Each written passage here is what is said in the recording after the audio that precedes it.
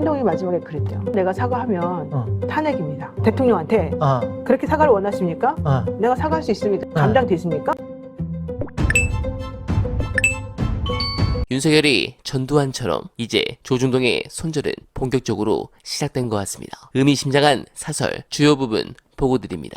민심은 윤 대통령에게 이미 2번의 경고를 보냈다. 작년 서울 강서구청장 보궐선거와 4.10 총선 때 회초리를 들었으면 대통령은 아픈 척이라도 해야 했다. 윤 대통령이 달라지기는커녕 이번엔 김 여사까지 한동훈의 당대표 당선을 막으려 드니 마침내 당신마저 돌아선 것이다. 대통령도 아닌 대통령 부인이 대통령실을 대한민국을 지켜온 보수 집권당을 심지어 국법과 국민을 우롱하는 것까지 봐줬다간 저 불안하고 불길한 거야 대표한테 나라가 넘어갈 듯 싶었던 거다. 안타깝지만 이제 윤 대통령이 한계를 인정할 때다. 어쩌면 한동훈은 노태우의 길을 갈지 모른다. 물론 그는 총선 때 제2의 6.29 선언을 하지 못했다. 영민한 개혁신당 이준석 의원은 연초 노태우 대통령은 백담사까지만 보냈기 때문에 본인도 나중에 역사 바로 세우기에 들어간 것이라고 말한 바 있다.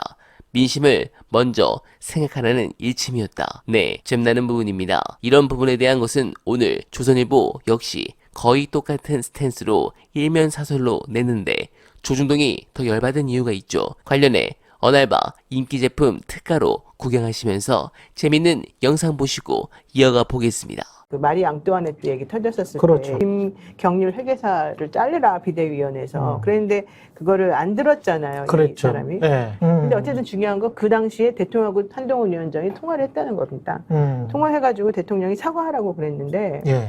대통령에게 한동훈이 뻣뻣하게 내가 무슨 사과를 왜 합니까? 그 다음이 더 예. 중요한 말인데 한동훈이 마지막에 그랬대요. 내가 사과하면 탄핵입니다. 대통령한테 그렇게 사과를 원하십니까? 내가 사과할 수 있습니다. 근데 사과하면 탄핵입니다. 감당되십니까? 이런 취지로 얘기를 했다는 거예요. 한동훈이 갈 길은 이제 하나밖에 없는 거예요. 윤석열과 척을 지고 그리고 김건희를 제거해야 된다. 이거에 끌려 들어가면 나도 계속해서 늪에 빠지는 거다. 네, 해당 건은 최근 돌았던 정보지글을 그대로 말씀해주신 부분인데 그걸 단적으로 보여주는 부분은 어제 만찬입니다.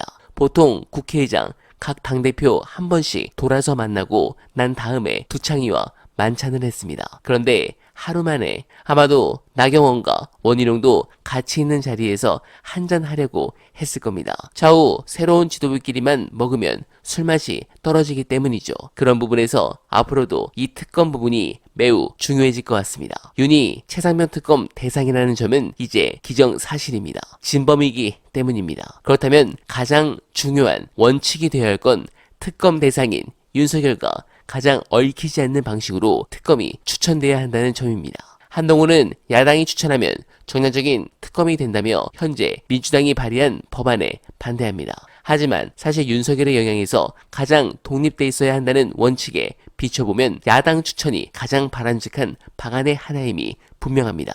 그래도 제3자 방안을 고수한다면 민주당은 이재명 대표처럼 계속적으로 반대를 하면서 협상 카드를 쥐고 최소한 대한변협이 4명을 1차 추천하고 그중 2명을 야당 교섭단체가 추천하는 방안이었던 최순실 특검 추천 방법을 민주당이 고민해볼 가능성도 있다고 봅니다. 물론 저는 반대지만 말이죠. 민주당이 해당 건에 대해서 잘 고민하고 꼭 전략적으로 저들을 분열시켜 성과를 내주시길 간절하게 바라며 어날바는 특가 상품들 안내드리며 이만 인사드립니다. 여러분 고맙습니다.